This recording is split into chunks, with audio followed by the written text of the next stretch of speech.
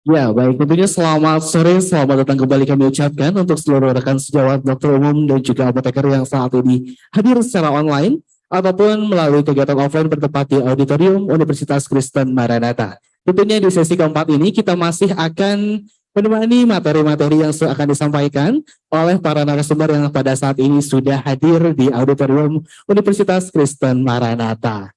Baik, untuk materinya diantaranya adalah TB laten, screening, diagnosa, dan terapi yang akan disampaikan oleh Dr. Trayudi Santoso, SPPD KPMKes. Kemudian ada juga penggunaan antibiotik yang rasional pada kasus infeksi bersama Dr. Truly Sitorus, MSI SPFK, yang dimana nanti akan dipimpin langsung oleh moderator kita, Dr. Selita Melani AS MKes. Baik, sebelum itu kami informasikan terlebih dahulu untuk para peserta yang hadir pada hari ini, dimohon untuk semangatnya bersiap juga dikarenakan pada hari ini masih ada hadiah yang sudah disediakan oleh panitia, yang dimana nanti para hadirin yang hadir berkesempatan untuk mendapatkan hadiah tersebut. Baik, untuk itu tanpa berlama lagi kita akan langsung panggilkan saja, ini dia untuk moderator kita, Dr. Serita Melani AS MKes.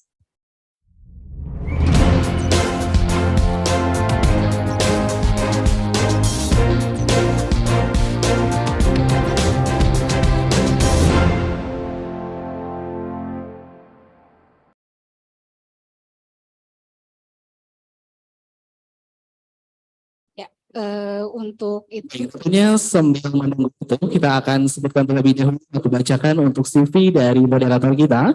Untuk nama lengkapnya Dr. Selita Melani AS MKes. Untuk tempat tanggal lahirnya Garut 28 September tahun 1979. Untuk emailnya selitamelani97@gmail.com. Untuk status pernikahannya sudah menikah. Baik, ada untuk pendidikan umumnya adalah pendidikan sarjana kedokteran umum Unjani lulus tahun 2001, kemudian pendidikan profesi dokter Unjani lulus tahun 2004, kemudian program pasca sarjana atau S2 ilmu kedokteran dasar Universitas Pajajaran lulus tahun 2020. Ada untuk pengalaman kerjanya dokter PTT Aceh tahun 2005 sampai 2007, kemudian dokter PTT Kota Bandung tahun 2007 sampai 2012, kemudian juga dokter jaga Rumah Sakit Dustira tahun 2015 sampai tahun 2017, dan saat ini sebagai dosen Fakultas Kedokteran Universitas Pasundan tahun 2019 sampai saat ini. Dan untuk riwayat organisasi yang diikutinya adalah PDUI Kota Bandung. Baik, langsung saja kepada Dr. Selita, disilakan. Ya, terima kasih Kang Diki. Selamat sore semuanya. Assalamualaikum warahmatullahi wabarakatuh. Masih seger ya para dokter semua, para apoteker semua. Hari ini sesi terakhir, mungkin sesi yang paling terakhir, mungkin ngantuk ya, tapi mudah-mudahan masih semangat semuanya. Oke, untuk narasumber kita hari ini adalah Dr. Prayudi Santoso, SPPD KPMKes FCP Finasim. Beliau ini adalah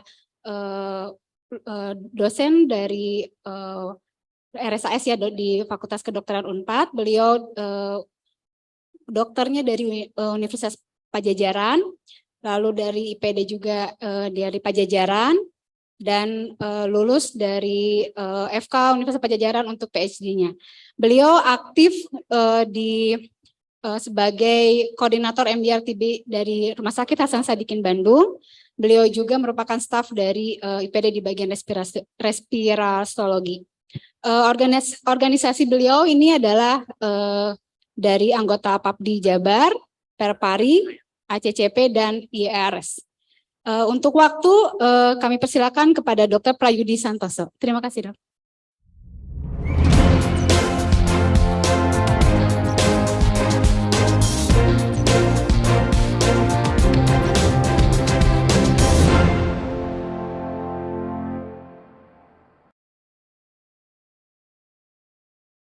Ya. Terima kasih kepada Dr. Selita. Selamat sore, salam sejahtera buat kita semua. Yang saya hormati panitia, juga ada guru-guru saya, Dr. Truly di sini, dan mungkin di Zoom juga ya. Saya mendapat tugas ini dari panitia masalah tentang laten TB.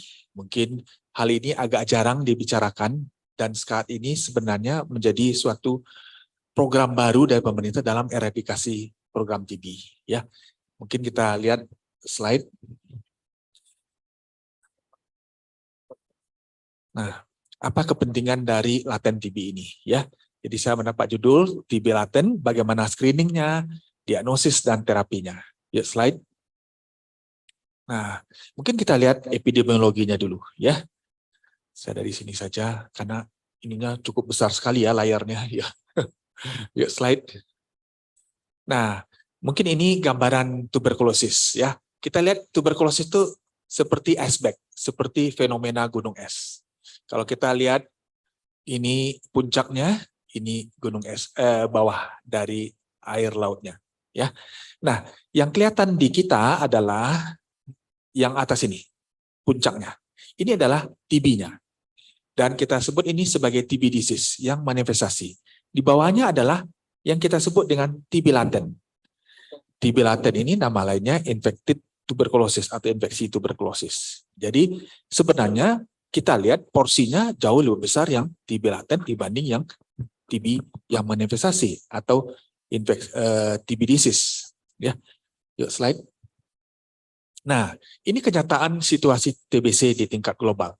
Kita lihat, ternyata yang TB laten tadi, atau yang infected TB tuberculosis, ternyata 1/4 penduduk dunia. 1,8 miliar sudah terinfeksi oleh TB. Artinya, kalau 1/4 artinya dari kita berempat, ada 1 orang yang kena laten TB. Bayangkan negara kita, negara yang sangat tinggi kasus TB-nya. Kita itu ranking nomor 2 setelah India. India, Indonesia, Cina. Ya. Sedangkan ini seluruh dunia. Artinya mungkin Indonesia bisa lebih dari 1/4. Ya. Nah, cakupan ini TPT ini kepanjangan dari tuberculosis preventive treatment. Jadi pasien-pasien yang laten TB ini kita obatin dengan obat. Kita lihat nanti obatnya, salah satu yang paling mungkin para teman sejawat ketahui itu isoniazid. Ya, hanya mencakup 35% dari kasus orang ini. Ya, ini memang masih jauh di bawah target. Pada pasien HIV kita berikan juga TPT ini, pencegahan untuk TB. Yaitu sudah mencapai 68%. Ya, memang untuk sementara kasus yang sering dilakukan TPT adalah kasus anak di bawah 5 tahun dan pasien-pasien HIV. Ya, slide. Nah, ini adalah strategi untuk pengobatan TB. Kita lihat semua pihak, WHO, pemerintah telah berusaha berbagai macam bagaimana TB ini menurun angkanya menjadi kalau bisa tidak ada lagi, tapi kenyataannya sulit. Salah satu faktor resiko yang menjadi kenapa pasien TB sulit, saya pikir karena ada kasus dorman ini, kasus laten TB ini. Ya, kita lihat, ini adalah strateginya. Ini baseline dari satu kasus TB. Kalau kita melakukan mencegah faktor risiko, kasusnya akan berkurang seperti ini. Kemudian mencegah melakukan infeksi, prevent infection, seperti pakai masker, ruangan yang ventilasi bagus, cahaya matahari, kasus akan berkurang. Nah, kalau pasien-pasien TB kita obatin, kasus juga berkurang di bawah dari kedua cara ini, karena satu kasus TB yang aktif akan menularkan 10-15 orang dalam setahun. Jadi artinya kalau kita mengobati kasus TB 1 orang, kita menyelamatkan 10-15 orang di sekitarnya. Ya. Nah, bagaimana kalau kita mengobati kasus infeksi TB? Ya, artinya ini adalah kasus laten TB. Angkanya akan menjauh jadi lebih menurun dibanding hanya mengobati kasus TB yang disease yang aktif. Ya. Nah, idealnya kita bagaimana mempercepat penurunan ini, kita melakukan dua-dua. Jadi kasus ini kita obatin, yang TB disease kita obatin, TB infeksi kita obatin. Angkanya jauh lebih cepat menurun. Karena itu saat ini pemerintah telah mencanangkan laten TB harus berjalan di Indonesia. Bahkan diperluas, tidak hanya pada anak di bawah 5 tahun atau pada pasien HIV. Nanti kita lihat kelompok-kelompok mana yang mempunyai resiko untuk terjadi laten TB dan harus kita obati. Ya. Slide. Nah, kita lihat definisinya dulu. Ya. Slide. Nah, ini saya ambil dari up to date beberapa hari yang lalu. Ya, ini terminologi. Nah, memang kalau kita lihat terminologi ini tidak inkonsisten. Mungkin Bapak Ibu sekalian, para teman sejawat, lihat aja dari judul. Judulnya pertama latent TB. Kemudian ada infeksi TB. Ada LTBA, latent tuberculosis infection. Jadi berbagai macam literatur berbeda-beda istilahnya. Ya, tetapi yang paling baru adalah ini, tuberculosis infection. Yang lama adalah LTBI, latent tuberculosis infection. Ya, itu istilah untuk latent TB. Apa itu latent TB? Latent TB adalah mengacu kepada respon imun karena specific cell mediated immunologic akibat terpaparnya seseorang terhadap kuman Mycobacterium tuberculosis yang diketahui dari respon imun, yaitu dari antigen solusi berdasarkan positivity terhadap tuberculosis skin test atau PPD2TU atau mantuk test, caranya mantuk test, atau yang sekarang IGRA. Nah, apa bedanya dengan TB disease atau TB yang aktif atau aktif tuberkulosis? Pasien-pasien yang ini, yang laten TB ini tidak ada gejala klinis, tidak ada simptom and sign-nya. Ya, jadi artinya kumannya tidur, tetapi satu saat akan bisa muncul viable artinya bisa hidup, bisa muncul dan menjadi disease, menjadi penyakit. Nah, kalau pasiennya disease, ini istilah yang baru. Ya, kalau yang lama kita kenal sebagai aktif tuberkulosis disease, aktif tuberkulosis infection. Ya, slide. Nah, ini kita lihat perjalanan alamiah infeksi TB. Kalau seseorang terinfeksi TB, mungkin slide. Nah, kuman TBC masuk ke tubuh, slide. Sekitar 4-6 minggu akan muncul respon adaptif dari T-cell-nya. Slide. Nah, sistem imun melawan kuman TBC, slide. Bisa terjadi eliminasi kuman, ya, slide. Tetapi bisa sistem imun kita kalah. Ya, sistem imun kita kalah akan menjadi disease, sakit TBC. Slide. Ya, kemudian sistem imun kalau mampu mengendalikan kuman tersebut, mungkin bisa menjadi suatu granuloma. Granuloma ini infeksi laten TB. Slide. Nah, kuman ini bisa tereliminasi dari tubuh, ya, atau tetap infeksi laten atau TB infeksius seumur hidup. Kemudian kuman yang laten ini bisa mengalami reaktivasi, artinya hidup viable dan menjadi mikroorganisme sehingga menjadi infected, menjadi disease, sakit TBC. Sakit TBC akan balik lagi penularan berlanjut. Ya, nanti slide-nya mungkin bisa di-share dari panitia ya. Saya nggak masalah, slide-nya boleh di-share. Ya, jadi kesimpulannya ini konsep infeksi dan sakit. Ya, infeksi itu kumannya ada, respon imunologinya ada, tapi tidak ada manifestasinya. Kalau disease itu muncul penyakitnya. Jadi terpajan kuman MTB, kontak atau ada kontak erat dengan pasien TB, bisa seseorang menjadi sakit, bisa infeksi saja, atau tidak sakit, atau tidak infeksi. Yang paling aman kan yang ini ya. Kalau diperiksa PPD2TU atau IGRA, tidak ada positif pada kasus ini. Ya, slide. Nah, bagaimana perjalanan seseorang kalau kontak erat dengan seorang pasien TB? Nah, bisa tidak terinfeksi, bisa terinfeksi. Sebentar ya. Nah, kalau mungkin mundur lagi, ya, terus mundur, bisa mundur, terus mundur. Nah, kita lihat yang tidak terinfeksi itu sekitar 60-70%. 30-40% akan terinfeksi TB. Ya, slide. Nah, dari yang terinfeksi TB ini, 5% dari kelompok ini menjadi sakit TB. 5-10%. Ya, slide. Nah, sisanya yang dari ini, kelompok dari yang ini, 90% akan menjadi infeksi TB laten. Tidak muncul, tetapi suatu saat akan bisa muncul. Ya, slide. Nah, kalau sakit TB yang 5-10% ini tidak diobati, 50% meninggal. Dan sebelum meninggal, pasiennya tetap menjadi sumber transmisi TB. Ya. Nah, kalau diobati, harapannya 95% sembuh. Ya, slide. Nah, infeksi TB laten dari infeksi TB laten ternyata 90% tetap menjadi infeksi laten TB. Slide. Nah, 5% akan reaktivasi. Aktivasi artinya muncul lagi kumannya. Dan tubuh hidup viabel manifestasi sebagai TB. Slide. Nah, ini akan menjadi sakit TB. Memang kalau kita lihat angkanya mungkin kecil ya dari sini. Dari sini sampai sini hanya 5%. Tetapi Bapak Ibu, para teman sejawat, bayangkan kalau ini jumlahnya ratusan juta atau jutaan. Tadi kita lihat 1,8 miliar sudah terjadi infeksi laten TB. Ya. Slide. Nah, bagaimana rasionalisasinya? Kenapa tuberkulosis preventive treatment itu harus kita jalankan? Kenapa? Karena ternyata 60-90% menurunkan risiko aktivasi. Jadi kalau pasien yang laten TB, kita berikan obat untuk infeksi TB-nya, ya, untuk pencegahan infeksinya, 90% tidak menjadi aktif. Jadi angkanya menurun banyak sekali. Ya.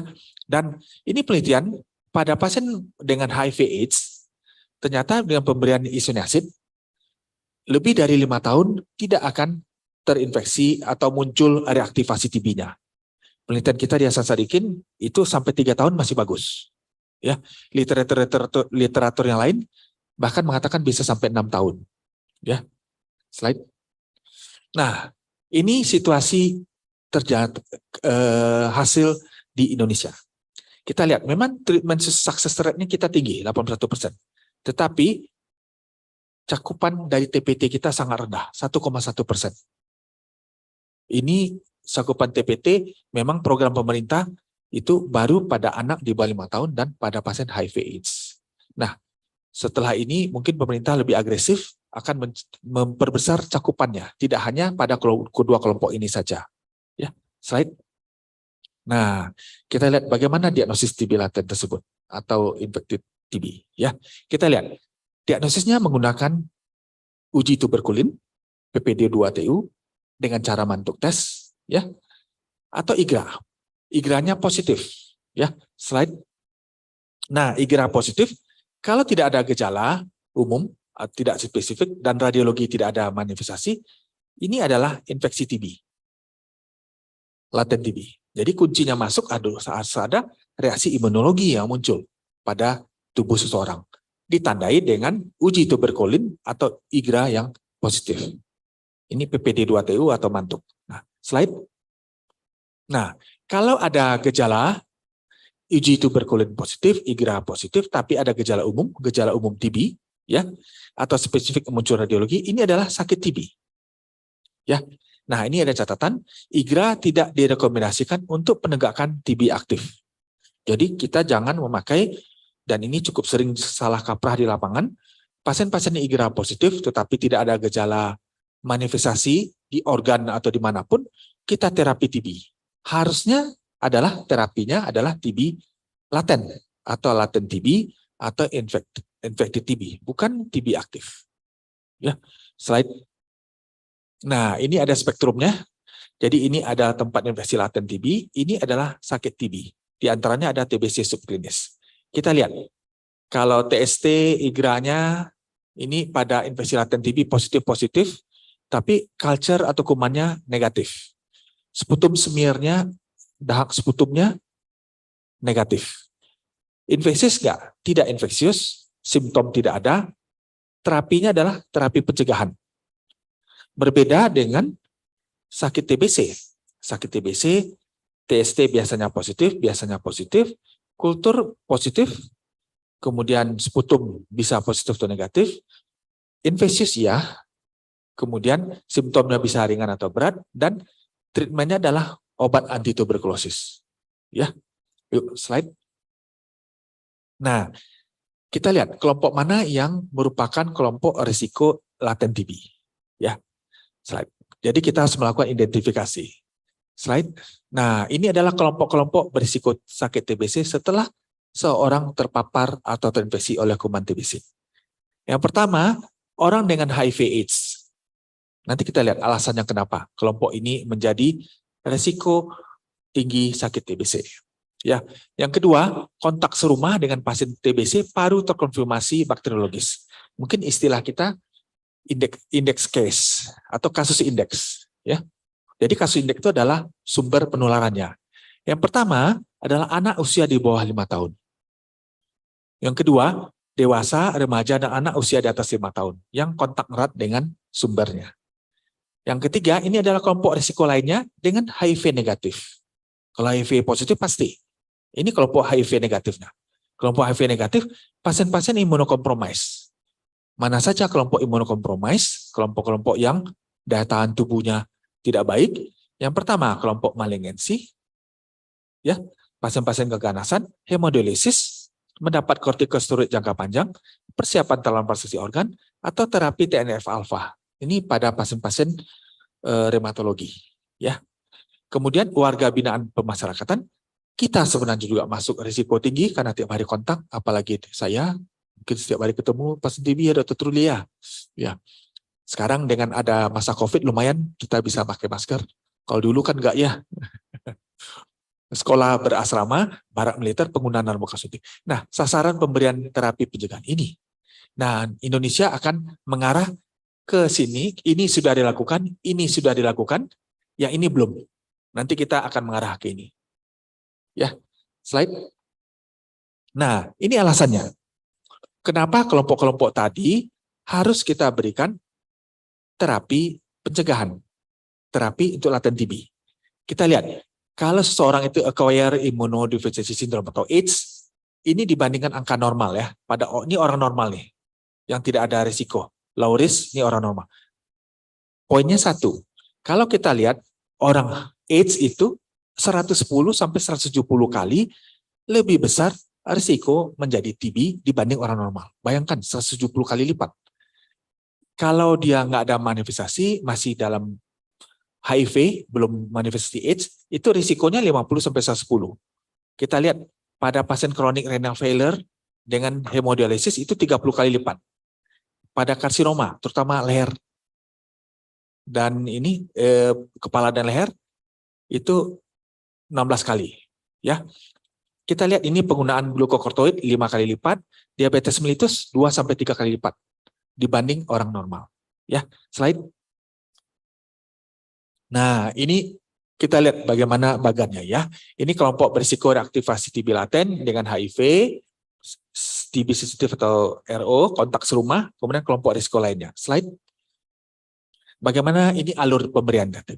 Kita lihat, kalau pasiennya HIV, kita lihat dulu. Prinsipnya kalau ada gejala TBC, kita tidak boleh memberikan terapi TB laten ini. Karena harusnya terapinya adalah terapi OAT, obat antituberkulosis. Jadi kalau kita screening, ada gejala, kita lihat gejalanya. Kita konfirmasi gejalanya itu TB enggak. Kita periksa tes cepat molekuler. Kalau positif, ini TBC konfirmasi bakteriologis. Kalau negatif atau tidak tersedia, lakukan ronsen foto. Kalau sugestif TB, mungkin ini TB secara klinis. Kalau tidak ada, mungkin kita tidak sugestif TB, atau tidak tersedia, bukan TBC. Nah, kalau pasien HIV, gejala TBC tidak ada, dan artinya tidak TB aktif, kita boleh berikan TPT kalau tidak ada kontraindikasi. Nah, khusus pada pasien HIV dan anak di bawah 5 tahun, kita tidak perlu periksa IGRA atau TST. Ya, karena dianggap ini benar-benar resiko tinggi. Ya, slide. Nah, slide. Nah, ini kontak serumah, prinsipnya sama saja. Ya, kita screening gejala TBC atau tidak. Kalau tidak ini ya, kita lihat kurang 5 tahun, kita boleh langsung berikan TPT. Kalau lebih dari 5 tahun, kita screening dengan ronsen torak. Karena anak-anak lebih sulit mengeluarkan dahak. Karena itu kita screening dengan ronsen torak. Kalau sugestif TB, periksa TCM kalau dapat. Kalau bisa mengeluarkan dahak. Kalau positif, sebagai TB. Kalau tidak sugestif TB, mungkin boleh kita periksa TST atau IGRA. Kalau positif, tidak ada kontraindikasi TPT, berikan TPT. Ya, slide. Nah, ini kelompok risiko lain. Kelompok risiko lain yang tadi, yang imunokompromis itu. Prinsipnya sama saja. Ada gejala atau tidak. Kalau tidak, kita ronsen torak. Kalau sugestif TB, mungkin kita konfirmasi ini TB atau bukan. Kalau tidak, kita lakukan IGRA atau TST atau PPD2TU. Kalau positif, berikan terapi. Ya, slide. Saya masih punya waktu lagi. Masih ada? 5 menit lagi, ya. Mudah-mudahan bisa selesai tepat waktu. Nah, apa kriteria pemberian TPT ini? Yang pertama, kalau kelompoknya kelompok risiko tinggi yang tadi. Ya. Kemudian tidak boleh sakit TBC, tidak boleh ada simptom dan sign TBC-nya. Yang ketiga, infeksi laten TBC yang kita buktikan atau kita ketahui dari tes IGRA atau mantuk tes atau PPD2TU. Nah, ini ada lambang bintang. Kecuali pada pasien HIV dan anak kontak usia 5 tahun, tidak usah kita lakukan pemeriksaan PPD. Kalau kontaknya jelas, pasien tidak ada menstruasi TB, langsung kita berikan terapi prevensi ini. Nah, yang terakhir adalah tidak ada kontraindikasi pemberian TPT ini. Nanti kita lihat apa kontraindikasinya. Slide. Nah, kita lihat bagaimana TB preventive treatment ini. Slide. Nah, ini adalah pilihan-pilihannya, regimennya. Slide. Nah, ini sesuai dengan panduan dari Kemkes, ya. Kita lihat pilihan paduannya. Ini 3. Ini mungkin para teman sejawat sudah kenal. H itu singkatan dari isoniazid, R dari rifampicin. Nah, P ini baru. P ini adalah rifampicin. Rifampicin itu termasuk golongan rifamicin. Apa kelebihannya? Mempunyai waktu paru yang panjang, ya. Nah, ini LFX ini ada levofloxacin, ini etambutol. Ya. Nah, kita lihat kalau kontak serumah kurang dari 2 tahun dianjurkan yang ini. Nah, tulisan warna merah sesuai dengan juknis panduan diutamakan. Namun mempertimbangkan stok ketersediaan TPT juga dapat digunakan sesuai dengan tulisan warna hitam. Jadi prioritasnya adalah kita menggunakan regimen yang merah dulu, yang turus merah, ya. Jadi kalau pasien kontak serumah usia kurang 2 tahun, boleh kita berikan selama 3 bulan isoniazid dengan rifampicin atau 6 bulan pemberian isoniazid. Nanti dosisnya kita lihat selanjutnya. Nah, kalau kontak rumah usia 25 tahun, pilihannya lebih banyak. Boleh kita berikan rifampicin. 3 bulan INH rifampicin ini weekly, ya. Nah, sampai kelompok selanjutnya. Nah, khusus ini ada ini TBRO. TBRO adalah TB resisten obat atau TB MDR, di mana pasien tersebut resisten dengan kedua obat utama. Obat utama itu rifampicin dan isoniazid. Ya. Nah, kalau pasien yang kontak dengan TBRO, kita berikan pencegahan 6 levofloxacin dan etambutol. Ini akan mulai berjalan, tapi mungkin dipertimbangkan karena kalau kita menggunakan secara tanda kutip tidak terkontrol penggunaan levofloxacin akan meng-create resistensi, ya, Dr. Turli, ya, resistensi levofloxacin di masyarakat. Ya, slide. Nah, jadi prinsipnya untuk kasus TB sensitif obat, kita berikan INH selama 6 bulan diminum setiap hari, paduan INH rifampicin HR selama 3 bulan ini diminum tiap hari, atau INH rifampicin selama 3 bulan diminum 1 kali per minggu. Mungkin kalau lihat dari ini yang paling enak yang ini, ya. Cuma 1 kali per minggu diberikan selama 3 bulan, jadi minumnya cuma 12 kali. Tapi ini harus dipantau dengan benar-benar sistem DOTS. Karena kan kalau tidak benar akan meng-create resistensi. Ya, slide. Nah, ini dosis-dosisnya mungkin bisa baca sendiri, ya. Ini ada harian, ini mingguan. Mingguan, ini harian. Yang ini belum berjalan. Mungkin akan masa yang akan datang. Kalau diberikan 1 isoniazid 1 bulan selama di INH dengan rifampicin. Ini harian, tapi cukup 1 bulan. Tapi ini penelitiannya belum cukup, ya. Slide. Nah, ini ada dosis-dosisnya, nanti mungkin bisa baca. Slide. Nah, ini paduannya. Diberikan 6 bulan setiap hari, ya. Maksimal 300 mili, ya. Nah, berapa lama pemberiannya? Misalnya indeks case-nya, misalnya ibunya sudah sembuh bulan kedua pemberian isoniazid. Boleh di stop nggak obatnya? Nggak boleh. Pemberiannya harus tetap selama 6 bulan. Walaupun indeks case-nya sudah sembuh. Ya, slide. Nah, ini pemberian IANA dan rifampicin. Ada dosis-dosisnya, ya, berdasarkan usia dan berat badan. Jadi ada usia, ini usia 2-19 tahun, lebih 14 tahun, dan berat badannya. Ya, rifampicin ada berapa tablet? Ada tabelnya. Mungkin bisa lihat sendiri, ya. Slide. Nah, ini IANA rifampicin tidak boleh diberikan pada kurang usia 2 tahun dan pada ibu hamil. Hati-hati pada pasien wanita menggunakan kontrasepsi hormonal harus disarankan menggunakan metode kontrasepsi tambahan, ya, karena tidak boleh digunakan pada orang hamil, pada wanita hamil. Rifampicin ini. Slide. Izin dok, 2 menit lagi. Sedikit lagi ya. Nah ini 3HR, ya, 3 bulan diberikan isoniazid dan rifampicin. Nah ini kalau kurang 10 tahun, hanya 10 mili dosisnya. Kalau lebih dari 10 tahun, dosisnya 5 mili. Ya, dosis obat harus disesuaikan dengan berat badan. Karena kita ketahui kalau anak itu harus sesuai dengan berat badan pemberian obat. Nah, slide. Nah, ini vitamin B6-nya. Kalau kurang dari 200 mili, B6 10 mili, kalau lebih dari 200 mili, ini 2 kali. Pada pasien-pasien yang high risk untuk terjadi neuropati, pada DM, malnutrisi, ibu hamil, itu pemberian B6 harus 25 mili per hari. Ya, pengawas minum obat orang tua atau keluarga pasien bisa diberikan semua tingkat pelayanan. Sebenarnya boleh diberikan di praktek swasta nggak? Boleh. Harus kerjasama dengan dinas kesehatan atau puskesmas setempat dengan melaporkan semua pasien kita dan obatnya gratis. Ya, slide. Nah ini untuk resisten obat tadi kita berikan levofloxacin dan ethambutol selama 6 bulan. Slide. Nah ini kontraindikasinya. Kontraindikasinya kalau ada hepatitis akut atau kronis, kemudian neuropati perifer jika menggunakan isoniazid, konsumsi alkohol biasa atau berat. Kehamilan terawat TBC bukan merupakan kontraindikasi pemberian TBT.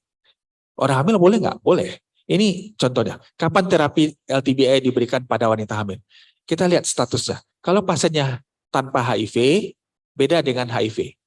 Kalau tanpa HIV diberikan kepada ibu hamil dengan kontak erat dengan penderita TB, boleh kita tunda sampai 3 bulan setelah melahirkan. Karena ada penelitian mengatakan wanita hamil kalau diberikan isoniazid, risiko untuk terjadinya drug-induced liver injury akibat isoniazid. Ya, kalau ibu hamil yang HIV/AIDS itu diberikan karena risiko tinggi. 2 masalah, pasiennya hamil plus dengan HIV/AIDS. Kita berikan langsung TPT. Ya, yang paling aman untuk wanita hamil isoniazid. Ya, kalau tidak ada kontak erat boleh tunda kalau CD4-nya lebih di 350, CD4 lebih 350 sama seperti orang normal. Kalau tidak menggunakan ARV tidak usah diberikan TPT. Ya, slide. Nah, mungkin ini sedikit aja ya. Kalau terjadi efek samping, kita lihat dosisnya kita udah benar atau tidak, eksklusi penyebab lain, kita lihat derajatnya, kita bagaimana terlaksananya, kita harus mencegah resistensi. Ya, yuk slide. Nah, ini efek sampingnya isoniazid, ya, yaitu sering neuropati perifer, hepatotoksik, dan gangguan neuropsikiatri. Ya, slide. Rifampicin, mungkin semua kita sudah tahu, flu-like syndrome, hepatotoksisitas, kemudian gangguan pencernaan, GI upset. Slide. Nah, rifampicin atau rifampicin ini berubah warna cairan tubuh, semua kita sudah tahu, jadi hipersensitivitas. Slide. Nah, ini tindak lanjut pengobatannya, ini selesai pengobatan, ada istilah pengobatan lengkap. Bila telah menyelesaikan minimal 80%, itu lengkap. Kalau selesai itu sampai 100%. Ya, putus berobat kalau lebih dari 1 bulan berturut-turut tidak minum obat. Gagal pengobatan kalau penerima TPT menjadi sakit TB. Ya, slide. Nah, ini roadmap dari kita, dari sesuai dengan TB eliminasi Indonesia, sesuai dengan global target. Kita lihat tahun 2030 kita harapkan insiden berkurang 80%, sukses treatment coverage-nya lebih 90%, dan TPT-nya kalau bisa yang kontak serumah lebih dari 80%. Ya, masih jauh ya. Insidensi turun ini. Ini slide terakhir ya, ini kaskade TB preventive treatment. Kita harus identifikasi dulu ya yang eligible atau risiko tinggi, kemudian kita lakukan screening, initial evaluation dengan IGRA atau PPD 2TU, kemudian kita evaluasi, mungkin nggak TB aktif pada pasien ini, kalau tidak ada, boleh kita berikan TBT. Ya, slide. Nah, jadi saat ini harusnya kita sudah mulai program ini. Slide. Ya, terima kasih. Ya. Oke, terima kasih kepada Dr. Prayudi. Mungkin kita akan lanjutkan untuk pembicara yang kedua. Akan saya bacakan dulu untuk kurikulum vitae-nya. Terima kasih, Dr. Prayudi.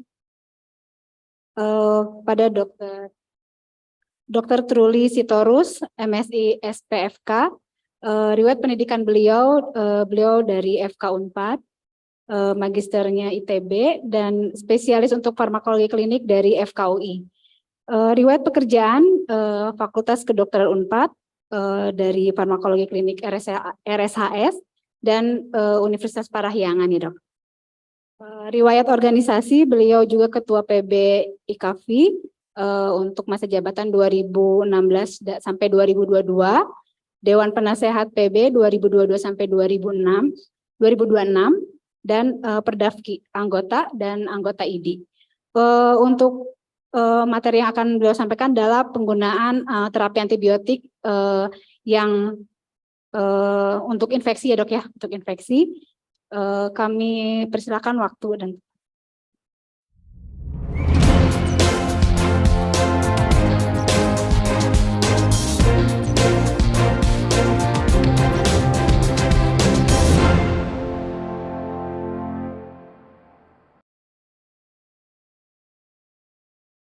terima kasih Dr. Satita. Assalamualaikum warahmatullahi wabarakatuh. Selamat sore dan salam sejahtera bagi kita semua. Terima kasih sudah setia ya untuk sampai tahap terakhir. Yang pertama saya ucapkan terima kasih kepada panitia atas undangan untuk kita bisa sharing bersama. Ya sekarang saya pensiun dari Unpad, Universitas Pajajaran, sekarang jadi termasuk tim dalam pembukaan Prodi Fakultas Kedokteran Universitas Parahyangan. Nah, mengenai antibiotik, apakah antibiotik itu? Kita lihat kalau di masyarakat, sebagian masyarakat mengatakan bahwa antibiotik itu obat yang ampuh. Jadi mereka selalu ingin mendapat antibiotik saat batuk, pilek, demam, atau diare. Kalaupun tidak mendapat antibiotik dari dokter, mereka akan membeli antibiotik ke apotik. Itu yang terjadi di masyarakat. Namun sebagian kecil ada juga yang mengatakan antibiotik itu obat keras. Jadi pada saat pasien datang ke tempat praktek, dok anak saya jangan diberi antibiotik ya. Itu mereka pesan begitu ya. Jadi itu. Slide berikutnya. Nah, sebenarnya apakah antibiotik itu obat keras? Kita lihat bahwa antibiotik adalah obat yang didesain sebagai yang mempunyai toksisitas selektif terhadap bakteri. Jadi dia harus toksik kepada bakteri tapi aman terhadap tubuh. Jadi kalau begitu kita punya persepsi antibiotik itu adalah obat yang aman. Tapi kenapa obat yang keras? Berikutnya yaitu bahwa antibiotik itu sebetulnya harus bekerja mengeliminasi semua bakteri yang ada di dalam tubuh. Jadi satu course. Jadi kenapa demikian? Karena sebetulnya bakteri yang masuk itu baru memberikan simptom setelah pangkat 10 pangkat 5 lebih.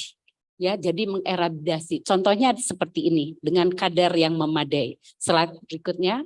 Oleh karena itu sebetulnya yang keras itu adalah aturan pakai yang sangat ketat sehingga sangat optimal. Oleh karena itu termasuk obat keras. Nah, berikutnya, mengapa antibiotik digunakan? Nah, kita tahu bahwa antibiotik digunakan untuk menyembuhkan dan mencegah penyakit oleh bakteri. Nah, ini diawali oleh penemuan daripada Alexander Fleming, ya, penemu antibiotik. Pada saat itu kita paham bahwa sangat berguna sekali terutama pada peperangan kedua. Bahkan dia mengatakan eradikasi dari kuman Neisseria gonorrhoeae itu 4 jam sudah tereradikasi pada saat itu. ya. Jadi sangat signifikan menurunkan morbiditas maupun mortalitas. Oleh karena itu Alexander Fleming itu mendapat hadiah Nobel. Nah, kemudian tak lama kemudian kita lihat perkembangan resistensi antibiotik. Sebenarnya sangat panjang sekali. Tahun 68 dilaporkan resistensi antibiotik terhadap Staphylococcus, ya. Jadi methicillin dianggap resisten. Oleh karena itu industri farmasi membuat suatu antibiotik baru, yaitu vancomycin. Namun tahun 79 di USA waktu itu dilaporkan sudah terjadi resistensi vancomycin. Berikutnya, nah sekarang bagaimana kondisi saat ini? Ya, kita lihat bahwa resisten antibiotik seperti tadi kata Dr. Prayogi sudah sangat global. Bahkan penelitian menggambarkan bahwa cephalosporin yang generasi 3 itu juga sudah resisten, bahkan carbapenem sudah resisten, sehingga dibuatlah obat-obat yang baru. Kemudian slide berikutnya Alexander Fleming, satu lagi kelewat ya, udah. Jadi ini ya. Alexander Fleming sebenarnya sudah wanti-wanti, udah memprediksi hal ini. Sebenarnya kalau untuk membuat resisten antibiotik itu cukup tidak susah. Jadi kasih aja dia dengan antibiotik, bakteri, cukup saja bakteri tersebut dikasih dengan konsentrasi yang kurang, ya, yang kurang sehingga dia bisa bermodifikasi. Ini lecture-nya pada saat mendapat hadiah Nobel, ya. Berikutnya, sebelumnya tadi berikutnya masih kurang 1-2 kali ke belakang, 1 kali lagi. Berikut terus 1 lagi. Nah ini, nah kita udah tahu apa sih bahayanya atau konsekuensi dari resistensi ini. Tentu saja kita bisa lihat perpanjangan, kemudian dan sebagainya kita bisa lihat. Tetapi yang penting dikatakan nanti ada post antibiotik era. Mungkin tahun berapa nih ya Dr. Prayudi era, di mana infeksi yang kecil aja sudah menyebabkan kematian. Itu post antibiotik era karena sudah tidak ada lagi obat-obat yang baru. Nah ini sungguh sangat membahayakan bagi kita. Slide berikutnya.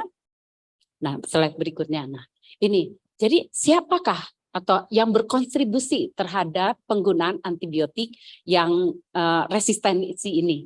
Dikatakan ada kaitan erat. Jadi irasional antibiotik dengan resistensi.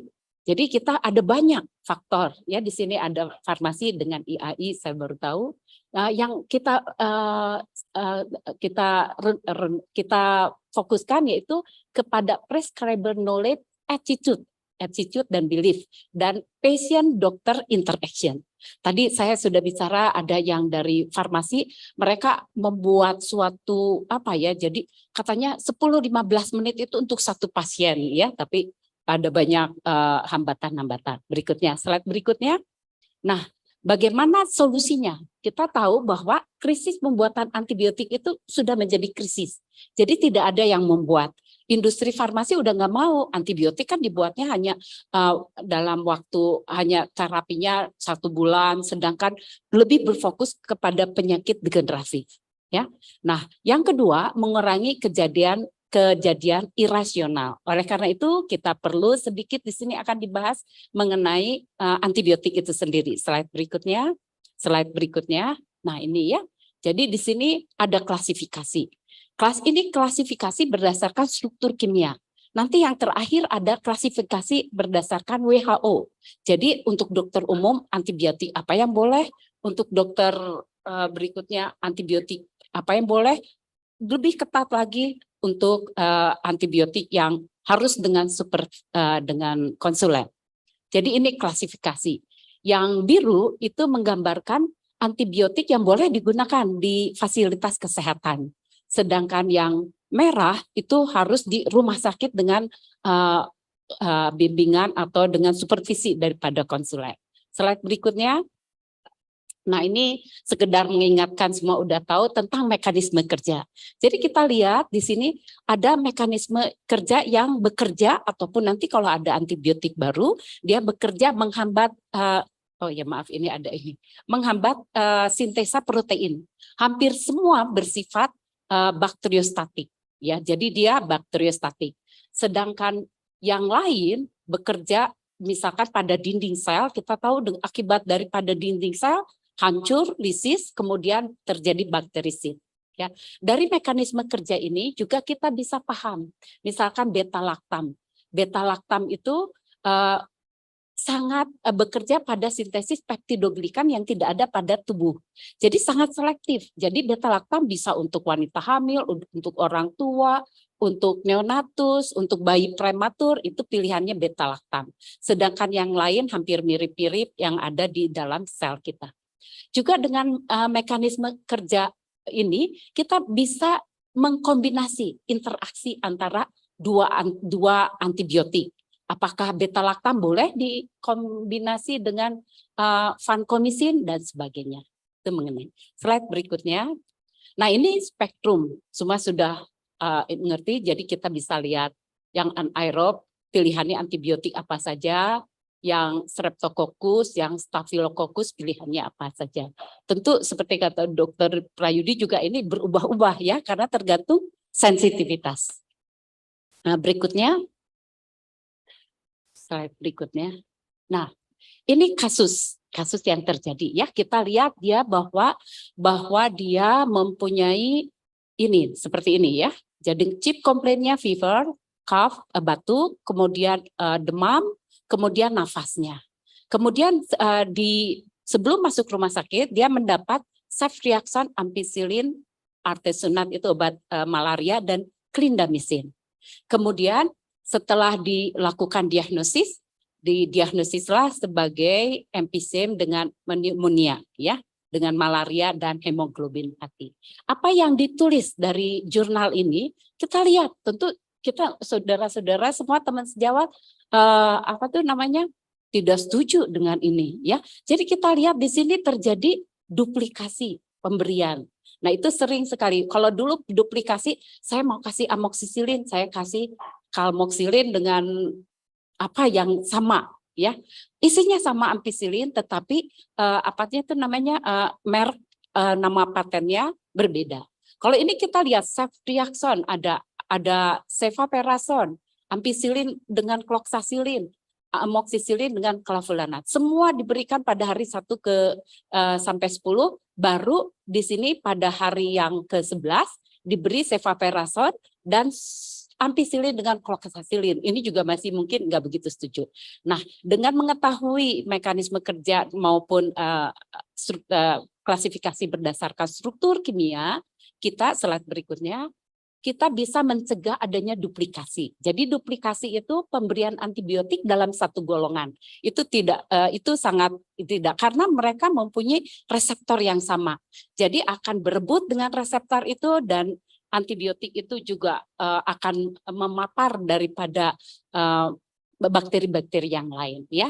Jadi ini akan mengakibatkan, slide berikutnya adalah efikasinya nggak jelas, bukan bertambah, belum tentu bertambah, tetapi terjadi peningkatan efek samping obat dan cost-nya increase, dan yang bahaya lagi adalah terjadi resistensi. Slide berikutnya. Nah, ini bakteriostatik dan bakterisidal, ya, kita semua sudah tahu. Slide berikutnya. Nah, jadi pada 68 wanita dengan DM dengan upper respiratory infection, obat apa yang bagus? Yang terpilih. Banyak orang masukkan azithromycin karena azithromycin itu masuk terakumulasi di sel-sel fagosit, jadi bagus. Tetapi kita harus ingat pada DM dan yang imunokompromis yang lain itu sistem imunnya rendah. Karena untuk bakteriostatik memerlukan sistem imun yang tinggi. Ya, slide berikutnya.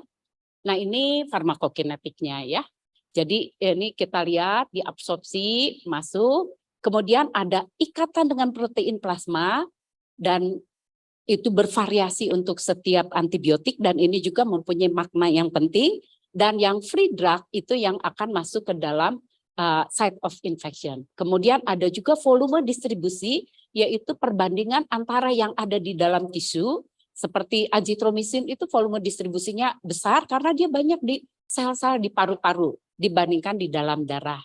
Nah, ini yang kita harapkan, ini semua sudah paham ya. Slide berikutnya. Nah, sekarang bagaimana kalau hal itu terjadi kalau pada sepsis atau pada infeksi berat, ya? Mungkin seperti biasa kita 3x1 atau berapa. Nah, parameter farmakokinetik ini menjadi penting, ya. Jadi di sini ada 2 pembagiannya. Ada yang disebut hidrofili, yaitu senang dengan air. Jadi volume distribusinya kecil. Jadi dia banyak di dalam plasma. Ya, jadi plasma, sedangkan intraseluler penetrasinya kecil, kemudian eliminasinya itu. Ya, jadi seperti itu. Kemudian yang lipofilik itu yang volume distribusinya besar, jadi dia bisa masuk ke dalam jaringan, ya. Penetrasinya bagus ya dan sebagainya. Jadi ini penting nanti kalau pada kasus berat, tergantung kasusnya. Pada kasus berat manakah yang akan kita pilih? Apakah karbapenem ataukah obat-obat ini fluoroquinolon misalkan ya. Jadi di sini pilihannya adalah seperti itu. Kalau kita berikan misalkan pada kondisi penyakit yang berat ya, itu maka terjadi perubahan volume distribusi, ya, clearance juga bertambah. Jadi obat-obat ini kita berikan, tetapi juga akan dikeluarkan dengan baik. Jadi itu memerlukan perhitungan. Slide berikutnya. Nah ini hanya tambahan aja di absorpsi ya. Pada absorpsi di sini ada beberapa yang penting di sini adalah kalau di sini tidak ada efek, boleh kasih quinolon sebelum sesudah makan. Tapi kita ingat bahwa quinolon itu menyebabkan iritasi lambung. Ya, tapi yang penting di sini juga menurun bioavailabilitasnya atau absorpsinya untuk penisilin, tetrasikilin dan lainnya. Tetapi kita lihat benefit risk-nya. Kalau misalkan kita kasih sebelum makan, nah pasien itu suka susah sebelum makan itu sering lupa, maka tidak apa-apa ini diberikan sesudah ataupun sebelum makan. Jadi sama dengan ini. Tetapi untuk azitromisin dan eritromisin itu harus dalam puasa, ya pada kondisi puasa. Jadi kalau tidak pada puasa itu akan tidak akan tercatat minimum effective concentration. Jadi itu juga memicu kortikosteroid. Juga mungkin semua sudah paham juga interaksi. Baguslah kita kasih quinolon. Quinolon itu bagus ya.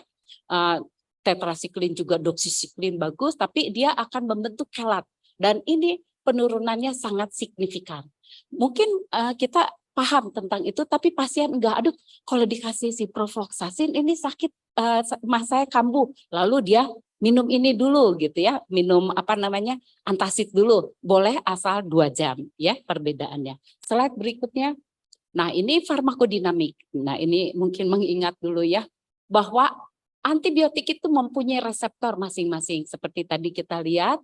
Kenapa virus itu kenapa antibiotik itu tidak bermanfaat untuk virus? Karena tidak ada reseptornya. Jadi dia tidak akan bisa bekerja. Tidak ada perubahan-perubahan yang seperti ini. Ya, ini salah satu contoh saja. Ya, jadi di sini walaupun dia bekerja pada dinding sel, tetapi vancomycin dengan penisilin berbeda. Jadi boleh digabung vancomycin plus carbapenem, vancomycin ditambah cefalosporin dan sebagainya. Dan ini plus cefalosporin lupa. Berikutnya. Nah, sekarang ada juga mungkin pernah dengar ada time dependent killing dengan concentration dependent killing. Apa itu artinya ya? Time dependent killing itu terjadi pada misalkan penisilin ya.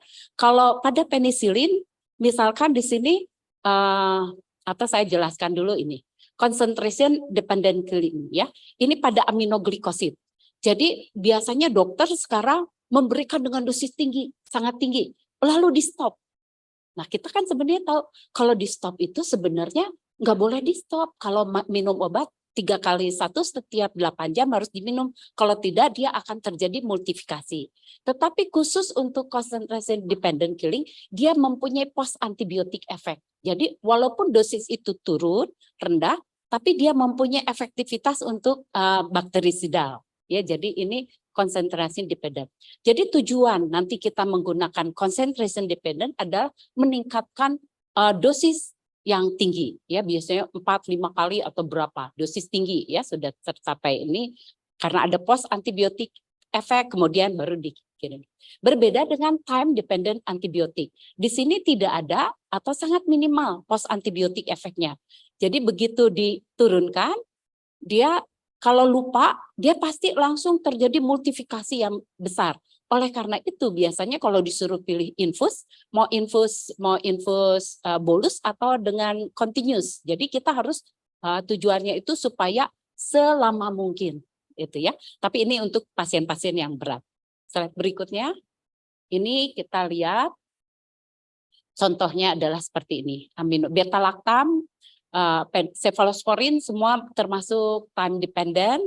Tadi kalau itu aminoglikosid masuk sini, sekarang aminoglikosid fluoroquinolone masuk ke dalam konsentrasi dependent. Ya, slide berikutnya. Oh ini contoh yang konsentrasi dependent. Ya, di sini dengan dosis biasa aminoglikosid 4x1 kasih kanamisin, amikasin atau berapa kali terus begitu ya. Jadi jadi di sini MAC sebelum habis dia udah diberi lagi.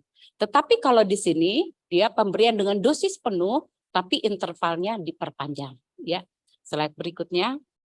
Nah, ini antibiotik pada pasien khusus ya. Jadi bisa dibaca kalau ini ya pilihannya adalah yang dihindari fluoroquinolone. Kenapa hal ini penting? Mungkin dokter nggak penting, pasien juga nggak memperhatikan, tetapi hal-hal ini akan memicu terjadinya resistensi. Kenapa? Karena mereka mungkin nggak akan meneruskan meminum fluoroquinolone itu. Jadi minum lagi, nanti udah enak, berhenti, minum lagi, dan seterusnya. Tetapi kita pilih yang aman dan nyaman bagi pasien. Ya, ini yang sering penisilin, cefalosporin. Jangan lupa cotrimoxazole karena ada sulfa, ya, sulfonamid dengan trimethoprim. Tapi yang sering menimbulkan itu adalah sulfon. Slide berikutnya. Nah, untuk pasien khusus ini pada kelainan hati yang tidak boleh ini ya kita jarang pakai ya, mungkin di rumah sakit besar. Hati-hati amoxiclav. Banyak sekali nanti ada hasil penelitiannya orang menggunakan amoxiclav ya tanpa memperhatikan apa sih tujuan dari pemberian clavulanic acid ini. Cotrimoxazole, fluconazole dengan ceftriaxone ini ya. Kemudian macrolide dulu juga saya ngajar macrolide itu jangan nanti hepatotoksik ya, tetapi dari hasil meta analisis ya ada yang hepatotoksik, ada yang tidak. Karena reaksi hepatotoksik itu biasanya directly toksik terhadap sel hepat, tapi biasanya kalau yang seperti ini adalah karena reaksi imun. Jadi reaksi imun ya. Kemudian imunokompromis ya. Imunokompromis yang dipilih adalah bakteriostatik ya pada pasien HIV, kanker tadi yang seperti dikatakan dokter ini ya. Hindari bakteriostatik. 5 menit lagi. Waktu udah habis. 5 menit lagi. Oh 5 menit, makasih. Berikutnya. Ya, ini bisa dibaca. Berikutnya. Nah, bisa dibaca ya berikutnya. Nah, sekarang kita sampai ke antibiotik rasional. Menurut WHO, antibiotik rasional itu adalah penggunaan obat untuk sesuai dengan kebutuhan pasien. Jadi kita tidak samakan sesuai dengan kebutuhan pasien ya. Jadi kita ada apa kebutuhan pasien, kita harus identifikasi. Berikutnya. Nah, identifikasi mikroba tentu saja yang pertama diagnosis. Ini ada biasanya untuk menambah ya. Jadi kalau untuk upper respiratory basicnya ini ya, kalau benar nggak ini dokter, ini untuk lower itu dan sebagainya. Berikutnya, nah ini juga sama. Berikutnya nanti boleh diminta. Nah, kenapa penting? Jadi setelah itu bukan hanya diagnosis aja masalah pasien, yaitu komorbidnya. Jadi dia ada komorbid nggak? Ada gangguan ginjal, ada gangguan hati, ada alergi. Nah, sesuaikan. Kondisi fisiologisnya juga, ketidakpatuhan juga, ya ketidakpatuhan juga itu jangan diabaikan, ya pemahaman yang salah seperti tadi antibiotik nanti akan kita lihat hasil penelitian, sosioekonomi dan interaksi obat. Jangan selalu pilih obat yang termurah bukan yang terbaik, ya gitu sebenarnya kalau di praktek pribadi, ya. Jadi kalau saya suka bilang kalau Prof Tri itu rektor dikasih obat yang itu lama, dia banyak kehilangan job. ya, interaksi obat. Karena interaksi obat akan menyebabkan gini. Berikutnya. Nah, tujuan terapi nanti bisa dibaca berikutnya. Nah, kita lihat pemberian obat. Ada 4 parameter. Efficacy, safety, suitability, atau total cost. Kalau kita misalkan, oh obat ini kan nggak boleh, kenapa digunakan? Karena sebenarnya definisi obat, benefitnya harus lebih daripada risiko. Mana dulu? Benefitnya lebih dulu, baru risiko. Nggak apa-apa ada efek samping. Ya, seperti itu. Jadi kalau untuk krisis dan berat, efikasi ditinggikan. Kalau untuk wanita hamil, misalkan safety yang ditinggikan.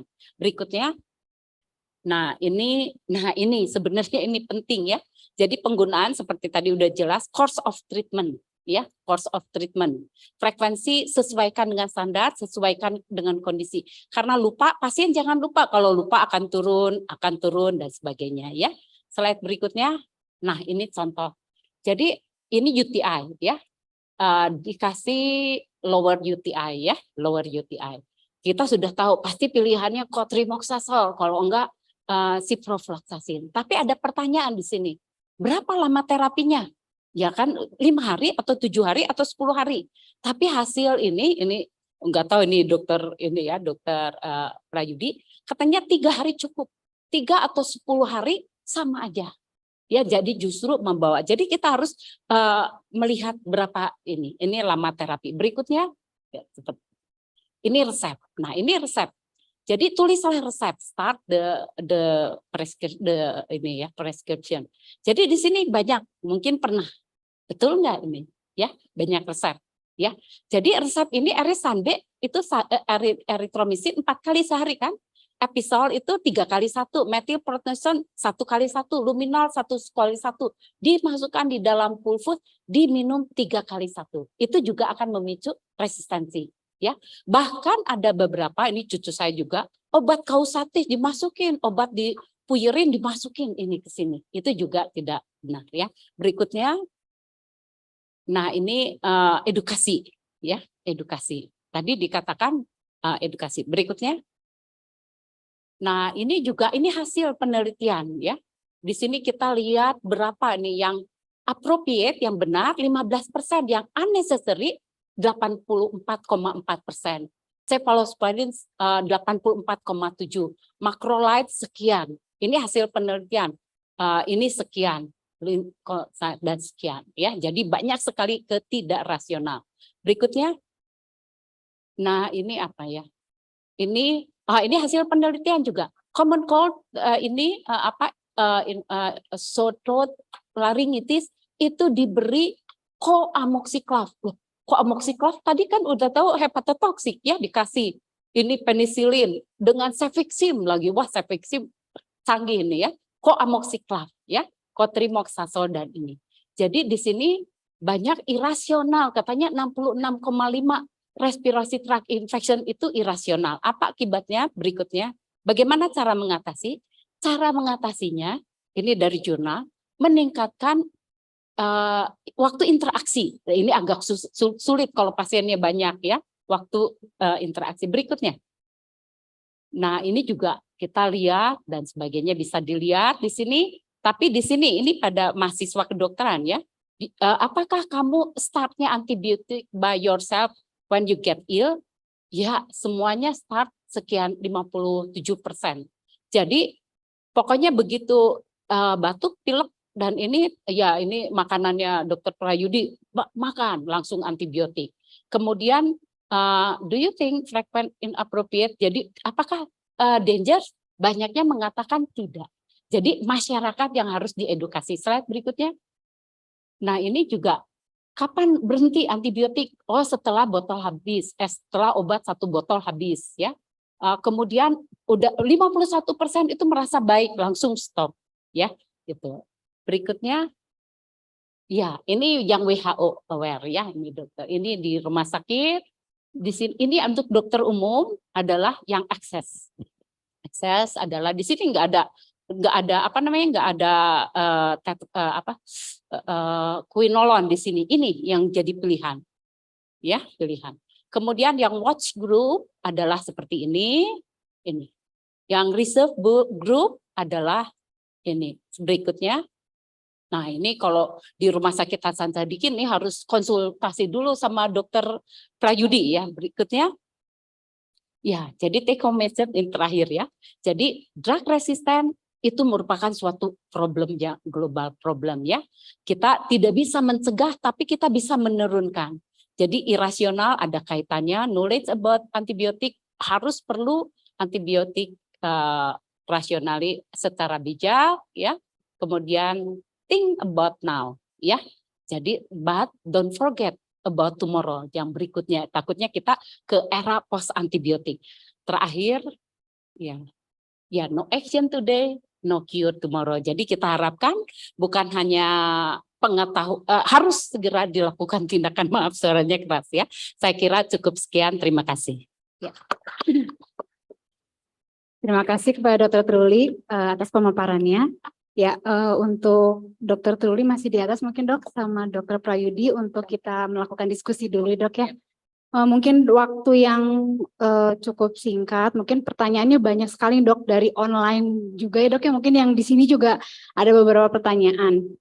Tapi kita batasi gitu ya Dok ya untuk pertanyaan-pertanyaannya.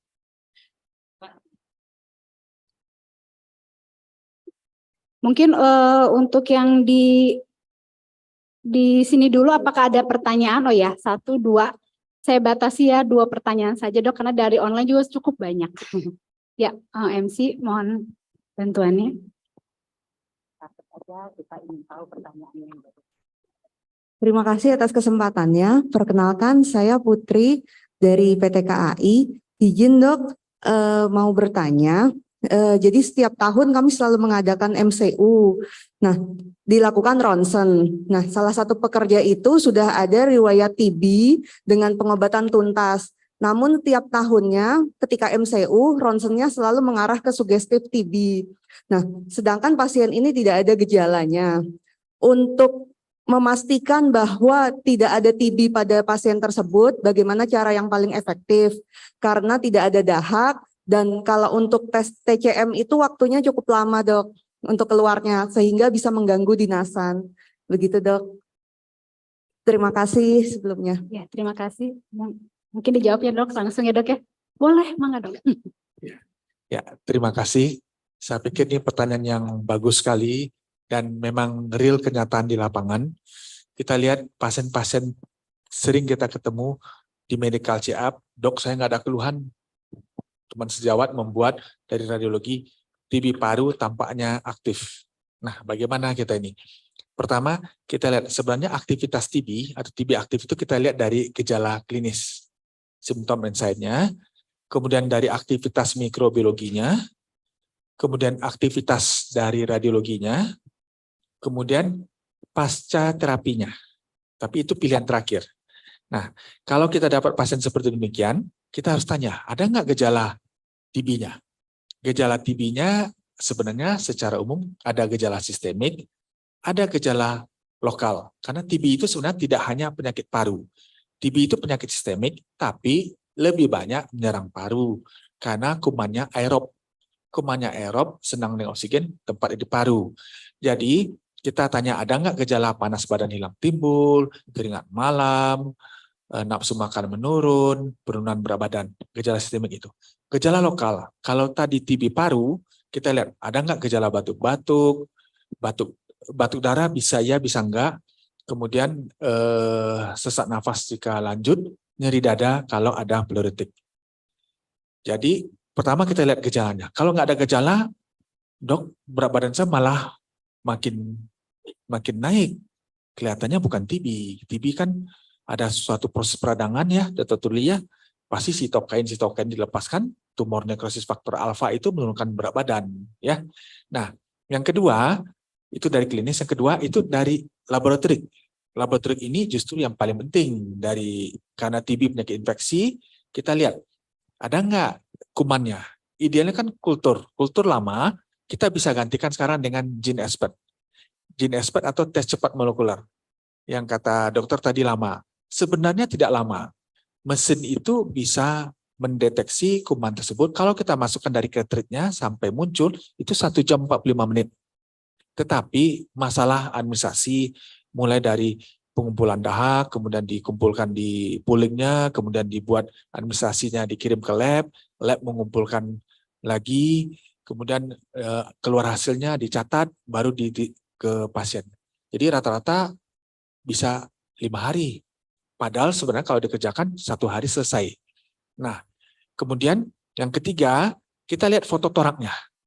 Kalau foto torak lama dengan foto torak baru, itu sama, persis, tidak ada penambahan, bahkan berkurang, itu bukan TB aktif. Nah, dalam keadaan ragu-ragu, tapi ini pilihan terakhir, kita boleh terapi diagnosis adjuvantibus namanya. Artinya kita beri obat terapi OAT, kalau memberi respon artinya pasiennya TB aktif, kalau tidak mungkin pertama bukan TB, mungkin kedua diagnosis kita mungkin ya pertama bukan TB artinya paling utama, ya. Nah, jadi itu kita lihat nilai keseluruhannya, ya. Nah, itu sebenarnya TB subklinik. Kalau ada pasien-pasien tertentu yang hanya diketahui dari medical check-up, mungkin tadi ada di slide subclinical TB. Jadi pasiennya kalau kita periksa klinis mungkin tidak ada, tapi gene expertnya bisa positif, TCM positif. Dikatakan memang berapa persen seperti itu, ya. Mungkin itu nanti kalau ini kepanjangan ceritanya. Terima kasih. Terima kasih Dr. Prayudi. Ya mungkin tadi satu lagi yang di belakang ya untuk pertanyaannya, MC paling belakang.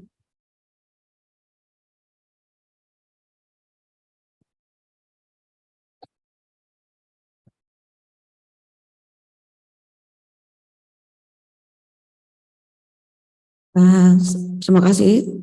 Selamat sore dok. Perkenalkan saya Ade dari Rumah Sakit Jiwa. Yang ingin saya tanyakan, sebagai prevention, apakah kita sebagai petugas kesehatan perlu untuk dilakukan pemeriksaan IGRA rutin dok, untuk mengetahui apakah kita IL TB atau enggak. Terus yang kedua, untuk pasien yang TB pada anak dok, apakah bisa kemungkinan itu dapatnya dari orang tua yang TB laten atau tidak itu? Kalau misalnya enggak, apakah perlu diberikan TPT dok kepada orang tuanya yang pada anak yang TB gitu? Terima kasih dok. Ya, terima kasih. Mungkin Dr. Prayudi lagi ya dok ya. Ya, makasih. Saya lebih jelas pertanyaan kedua. Pertanyaan pertamanya apa ya? Saya jawab pertanyaan kedua aja ya. IGRA dok. TB anak. Yang IGRA tadi. Ya, IGRA. Ya. Ya, IGRA kenapa? Apa perlu dilakukan rutin? Oh, IGRA apakah rutin? Tidak. IGRA itu kalau kita curiga pertama untuk definisi, untuk konfirmasi diagnostik TB laten atau infeksi TB. Ya. Jadi kalau kita misalnya mau screening ini kelompok risiko tinggi, kita beri terapi profilaksis TB atau TPT, kita lakukan IGRA dulu. Kalau IGRA-nya positif, kita berikan terapi TPT, yang pilihan yang tadi. Kalau IGRA negatif nggak perlu. Ya, misalnya pada pasien chronic renal failure. Chronic renal failure, kita mau beri terapi profilaksis, kita lakukan terapi pemeriksaan IGRA. Kalau positif kita berikan, kalau nggak usah. Ya. Yang kedua tentang TB anak ya, menular melalui dari orang tua. Ya, biasanya TB anak itu adalah TB primer. Biasanya ada source infection-nya atau index case-nya, dan index case yang paling terdakwa kan yang dekat dengan anak tersebut, atau pengasuhnya, mungkin sopir, ya, atau anaknya dititipkan ke tetangga, ya. Jadi kalau ada kasus anak, kita harus mencari index case-nya, sumbernya. Kalau secara program ada satu kasus TB, kita harus mencari kalau bisa minimal 8 orang di sekitarnya. Ya. Yang ketiga, cuma 2 ya. Ya, makasih. Sampai ketiga. Masih ada lagi dok? Sudah?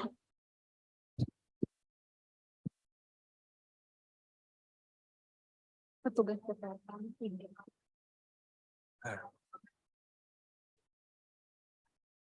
Ya. Ya. Kalau secara teoritis, kalau kita lihat slide yang tadi, Kemkes membuat risiko tinggi ke petugas kesehatan. Tapi sampai sekarang tidak ada petunjuk teknisnya. Saya pikir kalau misalnya benar seperti itu banyak sekali, termasuk kita kan, apalagi saya yang setiap hari ketemu pasien TB ini. Tapi sampai sekarang belum ada petunjuk teknis. Logikanya harusnya membantu mencegah risiko reaktivasi. Karena kalau pemberian TPT itu bisa sampai 6 tahun efektivitasnya. Jadi setelah 6 tahun, setelah berkurang kita lakukan lagi. Tapi sampai sekarang petunjuk teknisnya belum ada. Kita tunggu aja. Ya. Ya, terima kasih Dokter Prayudi. Mungkin yang dari online ya, Dok, ya, yang lumayan banyak ini harus saya pilah-pilah juga karena pertanyaannya hampir mirip-mirip Dok ya. Tapi mungkin untuk Dokter Truli ya Dok ya. Ini ada dari Dokter Dini Dok dari Jakarta. Antibiotik kandungan beta laktam lebih aman untuk wanita hamil. Bagaimana cara pemberiannya? Apakah boleh diberikan pada wanita hamil trimester pertama? Terima kasih, katanya Dok. Terima kasih untuk Dokter Dini. Memang yang paling aman antibiotik itu beta laktam karena tadi dia bekerja pada dinding sel peptidoglikan. Jadi di dalam tubuh wanita hamil itu maupun di dalam fetus itu tidak ada kandungan ini, jadi aman. Jadi trimester 1 pilihannya adalah beta laktam, trimester 2 maupun trimester 3 beta laktam. Untuk prematur, neonatus juga demikian, jadi aman. Baik Dok, Kategori. satu lagi mungkin yang buat Dokter Truli, nanti ada juga dokter buat Prayudi, Dokter Prayudi banyak sekali.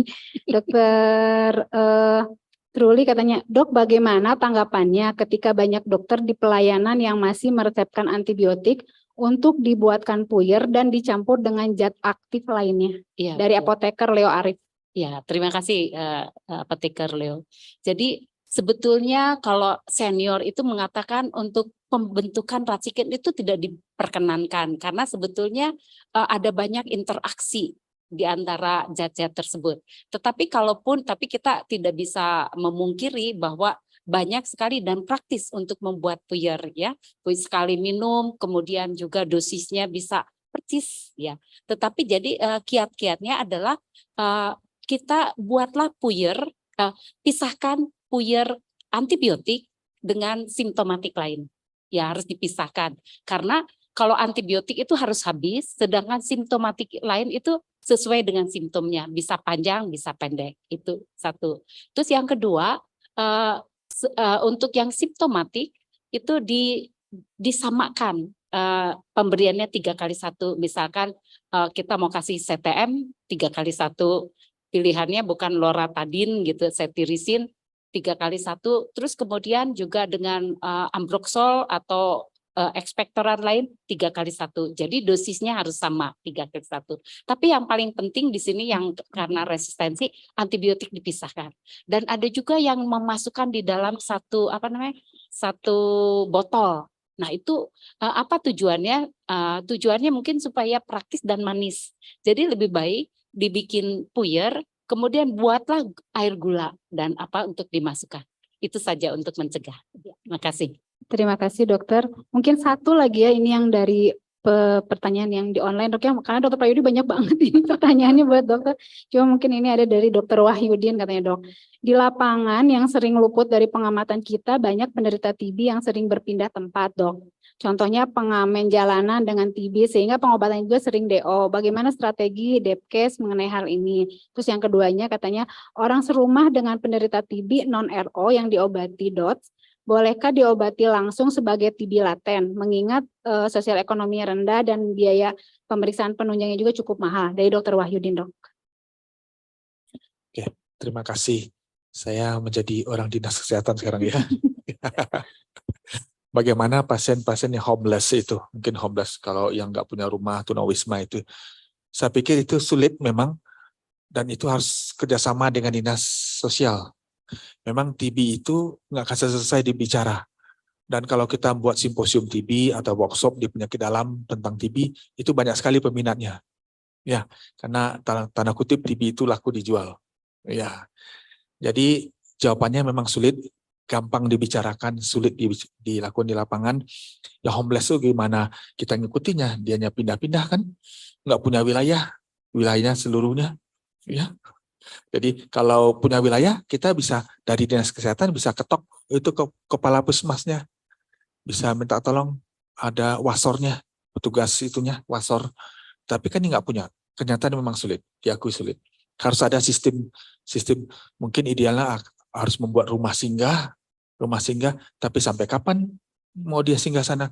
Biasanya mereka itu bekerja kan mencari misalnya kumpul barang-barang bekas, keliling-keliling di mana tempat ada, kemudian nginap di sana, kemudian pindah lagi ke tempat lain.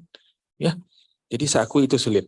Ya, tapi minimal mungkin itu pemikiran yang ide yang baik untuk nanti kalau rapat saya bisa usulkan ya. Yang kedua,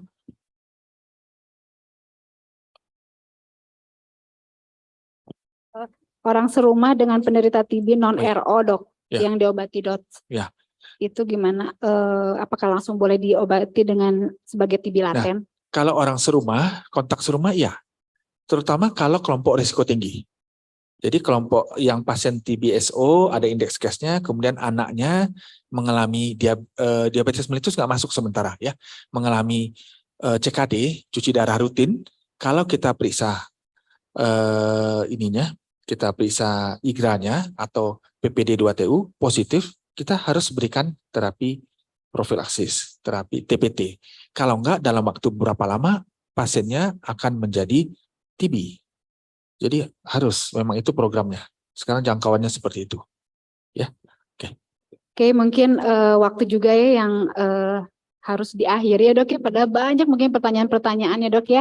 Jadi mungkin saya akan simpulkan bahwa bagaimana strategi kita dalam menurunkan kasus TB yang memang di Indonesia ini cukup masih banyak ya, menjadi prioritas kita. Ya, kita harus awali dengan screening ya, dok ya, yang baik, lalu kita diagnosa dan treatment, itu yang nomor 1 untuk meningkatkan derajat kesehatan masyarakat juga ya, dok ya. Lalu bagaimana kita mengedukasi masyarakat dalam penggunaan antibiotik yang harus diberikan secara rasional. Mungkin itu ya, dok ya, untuk sesi terakhir ini yang masih banyak ya, dok, alhamdulillah pesertanya. Mungkin saya tutup dengan ucapan alhamdulillahirobbilalamin. Kita beri aplaus kepada para narasumber kita, Dr. Prayudi dan Dr. Truli.